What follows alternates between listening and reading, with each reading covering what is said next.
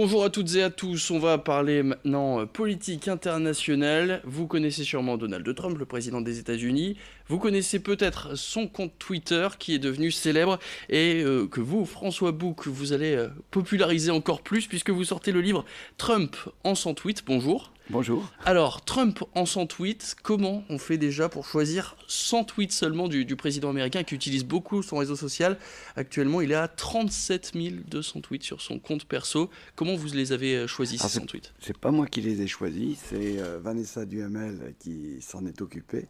Et donc elle a à la fois collectionné, et puis il fallait les lire en américain, donc les traduire après en français pour voir un peu, parce que parfois les tweets étaient incompréhensibles des gens en américain. Et donc il fallait réussir à comprendre ce qu'il voulait dire. Et donc elle s'est tapée, je crois... plus de 2000 tweets à analyser, puis alors, dedans elle en a sélectionné on va dire donc la centaine là, une centaine qui étaient les plus rigolos, les plus excessifs, donc les plus excessifs c'est déjà difficile parce qu'ils sont souvent excessifs, et donc il fallait réussir à trouver la bonne graduation. Et aussi que ça soit rigolo, que tous ces tweets témoignent aussi d'une possibilité, pour moi en tout cas, de les dessiner avec humour. Oui, c'est ça, c'est qu'il a fallu, vous, derrière, mettre ça en image, ce qui est encore plus compliqué. Du coup, comment vous avez fait pour illustrer des tweets farfelus de Donald Trump? Alors comment je fais? J'ai la proposition des tweets, et à ce moment-là, ça joue un peu comme une sorte de question-réponse. J'ai le tweet qui est la question, et moi j'essaye de répondre avec un dessin.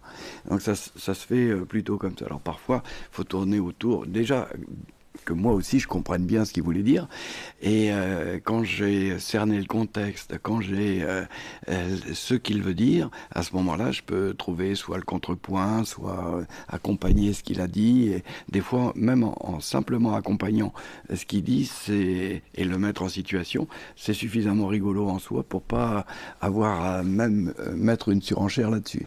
Alors, devant vous, vous avez un crayon, une Ouais, feuille de je peux papier. vous le faire. Comment on dessine Donald Trump sous la plume de François Bouc? Alors déjà, on peut se dire que c'est un personnage qui appartient à tout le monde. À partir du moment où il s'est donné à voir à tout le monde, au monde entier, on peut se l'approprier, puisque il a accepté de devenir un personnage international. Mhm. Donc moi, je me suis approprié, j'en ai fait un personnage qui pourrait ressembler à un personnage de bande dessinée. Hein, il a une conformité qui est celle d'un personnage de bande dessinée. Alors d'abord, il y a bien sûr, les premières fois où je l'ai vu, comme tout le monde, c'était ses cheveux incroyables qui bien sûr, qui captaient l'attention. Et puis après, il y a tout le reste, parce qu'on finit par se dire, mais ah oui, mais il y a aussi des mimiques particulières qui sont les siennes. Il y a des espèces de moue boudeuse. Hein, il est toujours en train de faire des trucs avec... il est très grimacier comme... hein. Expression faciale très marquée, Ouais, très ouais, oui, c'est particulière. ça. Donc c'est très attirant pour un dessinateur.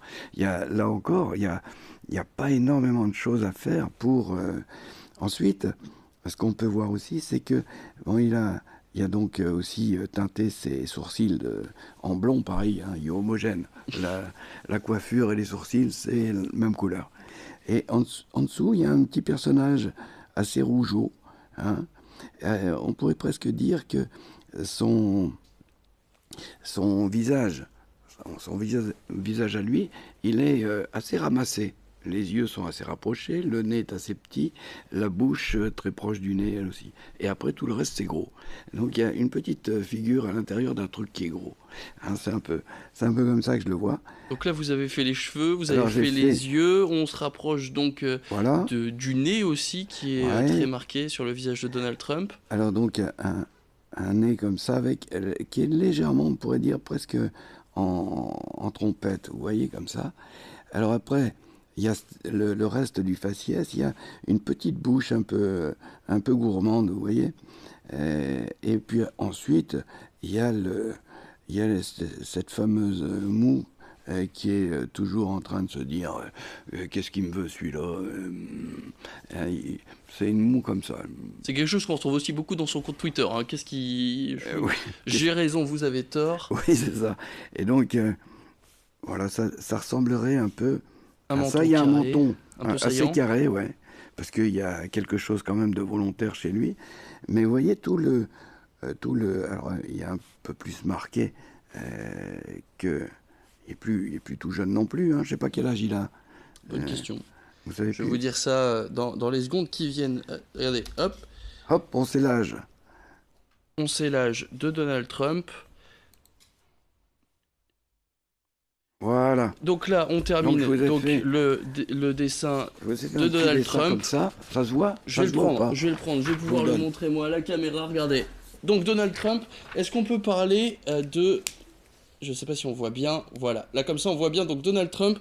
Un dernier mot sur votre livre, donc, Trump en 100 tweets, que vous avez aussi envoyé, donc, à Vladimir Poutine, à Donald Trump et à une troisième personne, à Kim Jong-un, c'est ça? Voilà, vous savez, ils vous en fait, on s'est dit, ce bouquin, il n'aurait pas pu être fait s'il n'y avait pas eu ces personnalités-là. Et donc... il était légitime qu'on en envoie un à Donald Trump, puisque c'est quand même un peu son album, hein, son album de tweets. Et puis ensuite aussi à ses, on va dire, à ses alter ego, hein, comme Kim Jong-un, qui lui aussi, s'il n'avait pas été là, il n'y aurait pas eu certains échanges de tweets. Ouais, Bomberman, hein, il me semble qu'il l'appelle Rocketman. Rocketman, ouais, c'est ça. Sur son compte Twitter. Et puis aussi son copain Poutine qui de temps en temps dit qu'il ne le connaît pas, et puis de temps en temps il dit qu'il le connaît. Et là qu'il a salué sur Twitter d'ailleurs après sa réélection, Vladimir Poutine. Ah bah, et donc il va finir par en ce moment il le connaît alors. Voilà, il le connaît bien, il le félicite même sur son compte Twitter. Dernière question, dans ce livre il y a aussi des faux tweets, il va falloir réussir à différencier les vrais des faux. C'est facile à différencier un vrai d'un faux tweet de Donald Trump? Alors bien sûr, on s'est amusé à ça. Il n'y en a pas beaucoup, hein. C'est pour ça que c'était rigolo aussi à faire. Il fallait aussi qu'il y ait un petit jeu de piste. On se disait, ça serait bien qu'il y ait quelques faux, pas beaucoup, de façon à ce que ça aiguise la vigilance du lecteur. Et le lecteur, donc, doit les retrouver par lui-même. Alors, est-ce que c'est difficile ? Peut-être c'est difficile, parce que on a essayé de rester dans le ton, hein, pour faire ces faux tweets. Et donc, au lecteur de trouver la solution. Eh bien, ils auront... La solution se trouve donc dans votre livre Trump en 100 tweets. Merci beaucoup François Bouc d'être venu sur ce plateau. Je rappelle donc votre livre Trump en 100 tweets, Donald Trump, dessiné par François Bouc, ça donne ça. Fin de cette édition, merci à toutes et à tous de l'avoir suivi. On se retrouve très rapidement, l'information continue.